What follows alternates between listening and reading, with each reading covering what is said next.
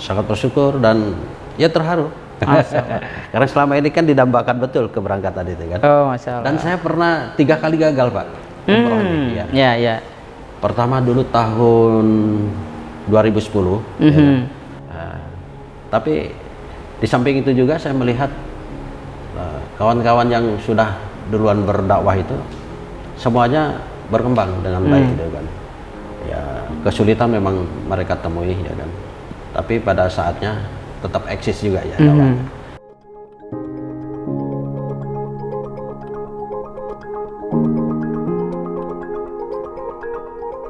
Assalamualaikum warahmatullahi wabarakatuh, pemirsa BMH TV dimanapun berada.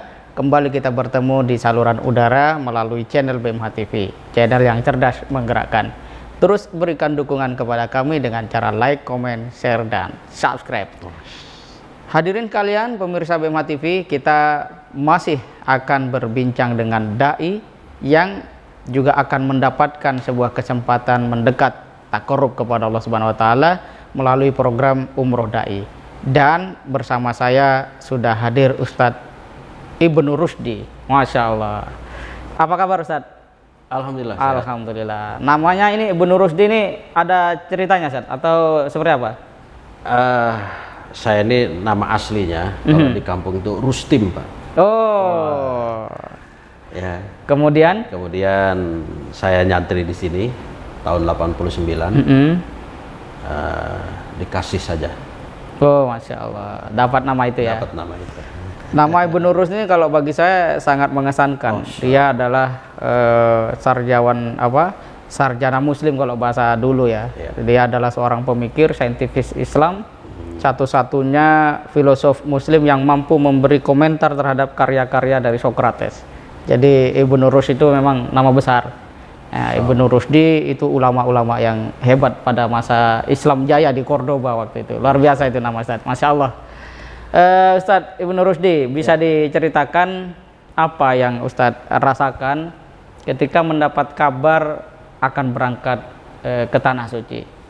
Pertama saya merasa bersyukur ya, karena yang namanya menjalankan rukun haji, ibadah haji kan sudah jadi cita-cita setiap umat Islam. Ya, sangat bersyukur dan ya terharu. Karena selama ini kan didambakan betul keberangkatan itu kan. Oh, Masya Allah. Dan saya pernah 3 kali gagal, Pak. Umrohnya. Ya. Pertama dulu tahun 2010. Ya kan? Waktu itu Trans TV ya kan yang akan membiayai. Tapi setelah saya dikontak oleh Trans TV, dia minta jatah 2 orang dari Medan ya kan, yang aktif dakwah ya kan, terutama di daerah-daerah pedalaman. Ya kan? Saya waktu itu nggak merasa di dalam ya kan, bukan di dai pedalaman ya kan. Tapi sebetulnya saya di pinggiran Deli Serdang itu juga termasuk daerah-daerah terpencil, pedalaman. Terpencil. Jadi saya karena nggak merasa itu, akhirnya saya serahkan kepada saudara kami yang memang tugasnya lebih di dalam, lebih jauh lagi di lebih Sumatera jauh. Utara, terutama daerah-daerah minoritas seperti Tanah Karo dan daerah Fak-Fak Barat waktu itu. Ya, kemudian tahun 2018 ya, sebelum tahun 2014. Waktu rame-ramenya bus travel itu, Pak. Oke, Saya dapat, Pak, sudah dibiayai orang gitu kan. Sudah buat paspor, sudah buat meningitis, sudah dilengkapi administrasinya, ya kan. Sudah dikirim ke Jakarta, bahkan sudah dibayari. Seminggu sebelum berangkat, ya kan, ada kabar dari pemerintah pembubaran bus travel. Itu yang kedua. Dan yang ketiga kemarin. Yang ketiga 2019 itu ya karena kalau itu kan memang sudah semua, Pak ya. COVID ya. Ya, COVID. Masya Allah, luar biasa. Dan ini yang keempat, mudah-mudahan. Insya Allah tidak gagal ini Ustadz. Amin. Ya. Luar biasa ya perjalanan Ustadz Ibnu Rusdi. Jadi keluasan hati untuk kemudian memberi kesempatan kepada dai yang dalam pandangan beliau jauh lebih berhak. Meskipun kalau orang Jakarta memandang pergi ke Sumatera Utara itu sendiri sudah jauh gitu ya. Tetapi memang tadi sebuah kesadaran bahwa ada yang lebih berhak, itu membuat Ibnu Rusdi ini satu amalan hati yang Amin, sungguh mudah-mudahan. luar biasa. Insya Allah itu mendatangkan dan saya barokah. udah merasa umroh waktu itu. Walaupun jatahnya diserahkan ke orang. Masya Allah, luar biasa. Walaupun tentu ini menjadi sebuah pelajaran penting saja bahwa kalau Allah sudah waktunya memanggil kita, akan tibalah kita ke tanah Ya, suci itu betul, saja. ya, Pak. Luar biasa. Bayangkan yang sudah siap paspor tinggal berangkat itu Allah dibatalkan dengan caranya itu. Dan kalau COVID memang semua tidak ada, tidak bisa. Tapi itu perjalanan luar biasa, Ustaz. Nah, apa yang menjadi sebuah inspirasi dari seorang Ustadz Ibnu Rusdi ketika menekuni dakwah ini supaya anak-anak muda juga tidak takut dengan dakwah ini? Kan biasanya yang terbayang itu kesulitannya. Padahal di balik kesulitan-kesulitan itu ada begitu banyak keajaiban-keajaiban gitu, Ustaz ya. Pertolongan-pertolongan Allah. Nah, bagaimana Ustadz menyikapi itu semua, kesulitan-kesulitan, tantangan-tantangan gitu? Ya, yang pertama memang yang menjadi inspirasi dan kekuatan bagi saya itu karena sudah ada kultur sami'na wa ata'na ya di lembaga kita ini. Ya, selama ini kan kita mungkin hanya dalam jargon aja, dalam istilah itu kan. Tapi di samping itu juga saya melihat kawan-kawan yang sudah duluan berdakwah itu semuanya berkembang dengan baik gitu kan. Ya, kesulitan memang mereka temui ya kan. Tapi pada saatnya tetap eksis juga ya dakwahnya. Itu yang pertama adalah ketaatan saya untuk menerima tugas ya kan. Dan yang kedua ya panggilan hati juga Pak. Karena kita dibesarkan di lembaga pendidikan pesantren ya kan, pendidikan agama ini, walaupun kami sebetulnya bukan santri yang utuh sebagaimana santri-santri yang belajar dari sejak awal gitu kan. Kami bergabung di Hidayatullah ini hanya sebentar saja jadi pelajar, mungkin setahun 2 tahun ya kan. Kemudian itu jadi petugas gitu kan. Baik ditugaskan di sebagai kakak asuh, sebagai staf di cabang-cabang gitu kan. Luar biasa. Ada rasa ingin tahu, penasaran panggilan nurani. Ya, panggilan nurani luar biasa. Apa yang kemudian ketika Ustadz hadapi ya tugas misalnya di Payakumbuh gitu kan, di Tanjung Balai Karimun, peristiwa apa yang membuat Ustadz itu semakin semakin ingin tetap berada di dalam dunia dakwah? Ya, memang setiap orang pasti punya perasaan ragu atau mungkin merasa underestimate. Ya, kita kan datang ke Payakumbuh itu yang sudah notabene adalah wilayah Islam ya kan? Dengan lahir ulama-ulama besar di situ, salah satunya Buya Hamka ya kan, di Sumatera Barat ya kan. Tetapi ketika kita hadir ke daerah itu ya kita merasa nyambung dengan masyarakat itu Pak. Ya, dengan melakukan pekerjaan-pekerjaan membuka pengajian masyarakat baik dari tingkat anak-anak sampai dewasa ya kan. Dan alhamdulillah kita tidak ada ini Pak semakin menambah penguatan dalam diri kita itu kan. Semakin banyak interaksi, semakin banyak bergaul dengan masyarakat ya kan. Itu terasa di situ. Dan intinya juga begitu, kita sebagai dai juga bukan mau mendakwahi kan, tapi justru kita belajar gitu ya, belajar dari masyarakat ya kan, untuk menambah pengetahuan dan tentunya ilmu-ilmu yang dibutuhkan dalam berdakwah ini. Masya Allah, luar biasa. Jadi ada sebuah katalah orang mengatakan menyelam sambil minum gitu ya. Tugas berdakwah tetapi juga disempatkan untuk juga belajar ya. Melalui interaksi dengan masyarakat. Nah, apa yang kemudian hari ini menjadi harapan dari Ustadz Ibnu Rusdi untuk dunia dakwah kita ke depan? Karena ini kan era berubah sudah, Ustadz. Ada digital dan macam-macam.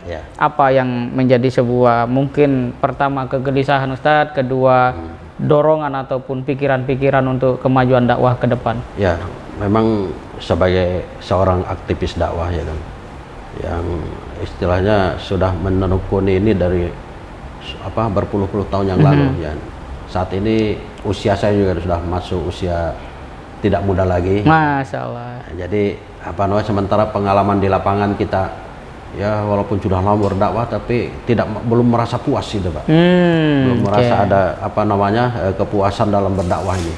Terutama kita melihat dengan perkembangan pengaruh perkembangan zaman ini ya kan? Ya, yang sangat kompleks sekali untuk tantangan dakwah khususnya anak muda ya kan, yang mungkin sekarang orang lebih melihatnya yang praktis-praktis aja. Pingin ilmu agama cukup dari HP ya kan, ya, betul. cukup dari YouTube. internet, YouTube ya kan. Tetapi sungguhnya itu kan belum Pak, belum memenuhi harapan ya kan. Karena dai kalau tidak bersentuhan langsung dengan masyarakat ya kan, dia tidak akan merasakan kebutuhan apa yang sebetulnya dibutuhkan oleh masyarakat. Sementara realitas di masyarakat juga begitu. Saya kan sekarang dakwah di daerah-daerah pedalaman Sumatera Utara. Ya, banyak masjid-masjid yang kosong, masjid-masjid yang terlantar. Untuk sholat Jumat saja ya kan, itu susah sekali ya kan? Terutama kebutuhan khotib Pak. Khotib. Jadi melihat hal kayak gitu, itu bagi saya itu kepingin ya idealisme atau semangat saya ini diwariskan pada anak-anak muda yang bisa merasakan langsung dan interaksi langsung di masyarakat itu, sehingga ya masyarakat merasakan kehadiran mereka itu menjadi pelengkap gitu kan. Menjadi kebutuhan yang terpenuhi. Ya, itu sebuah fakta bahwa dakwah satu sisi seakan-akan terjawab ya dengan kecanggihan teknologi digital gitu. Tetapi di sisi yang lain, di pedalaman, kalau pemirsa pernah ke pedalaman gitu ya, itu adalah tempat yang memang pertama jauh jaraknya dari kota, kedua kehidupan beragama itu tidak seperti di kota, apalagi di perumahan. Orang keluar rumah sudah masjid, ya begitu masuk masjid sudah disediakan banyak saluran pengajian mulai dari waktu. Tapi di desa-desa itu, tidak seperti itu. Nah, seringkali tadi disebutkan bahwa ada masjid yang kosong, butuh dai, dan saya lihat memang beberapa tokoh mulai menyadari bahwa kita penting untuk menciptakan dai-dai yang siap lah, berinteraksi langsung dengan masyarakat pedalaman. Di pedalaman itu orang tidak peduli siapa pasangan pilgub yang ada, mereka tidak mengurus itu. Mereka berinteraksi langsung dengan bagaimana survive untuk kehidupan, untuk sekolah dan seterusnya. Luar biasa memang tantangannya. Bisa sedikit lebih detail mungkin kaitan dengan kondisi dakwah kita di Sumatera Utara belakangan ini? Untuk kegiatan dakwah di pedalaman ini bergabung dengan komunitas-komunitas dakwah yang lain. Berkolaborasi ya. Kolaborasi ya kan. Ada banyak sekali Pak di di Sumatera Utara itu. Kesulitan-kesulitan untuk menembus wilayah-wilayah yang jauh dan terpencil itu setidaknya bisa teratasi. Nah, dan itu secara bergiliran itu kan. Bergantian teman-teman ya. Yang paling dibutuhkan sekali di sana itu memang tenaga yang bisa mukim di situ Pak. Makanya kalau ada lembaga dakwah yang bisa menugaskan petugasnya yang bisa mukim di sana, itu lebih baik lagi, lebih cepat ya. Dan itu juga harapan warga di sana ya. Iya, memang betul. Masyarakat setempat. Selama ini lembaga-lembaga dakwah yang lain kan begitu juga melakukan ekspansi ke wilayah itu, tapi tidak mungkin Pak. Hanya periodik istilahnya. Periodik saja. Iya. Dan itu tentunya kita perlu selain dengan berkolaborasi dengan lembaga-lembaga dakwah yang lain, juga dengan masyarakat, dengan agnianya, donaturnya, jadi saling menopang gitu kan. ya kita manusiawinya ya seorang dai itu juga harus diperhatikan ya, Ya. dalam kesejahteraannya supaya dia mengajar masyarakat itu lebih lebih konsentrasi dan tidak ya. punya tidak punya kekhawatiran ya kan. Ya, ya. Tidak diperhadapkan dengan situasi yang mengkhawatirkan ini. Ya. Luar biasa. Ya. Ya, pemirsa BMH TV, pada akhirnya bincang mulia kita dengan Ustadz Ibnu Rusdi memberikan sebuah gambaran bahwa dakwah secanggih apapun hari ini sarana memberikan kemudahan, tetap ada sebagian dari masyarakat kita khususnya yang di pedalaman itu membutuhkan sosok langsung yang bisa sholat berjamaah, menjadi khotib di tempat-tempat mereka, dan menghadirkan dai seperti itu tidak bisa simsalabim. Hari ini kita diskusikan, besok jadi. Dan BMH juga telah berupaya untuk terus menerus menghadirkan generasi-generasi dai dari usia muda melalui program Dai Sarjana yang pada September Oktober ini juga akan terjadi wisuda dan penugasan dari dai-dai sarjana tersebut.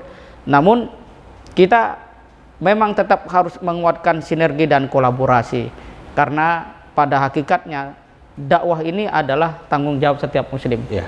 Bukan hanya Ustadz Ibnu Rusdi, ya, bukan hanya saya di depan kamera, tetapi kita semua dan dengan kekuatan yang kita miliki masing-masing.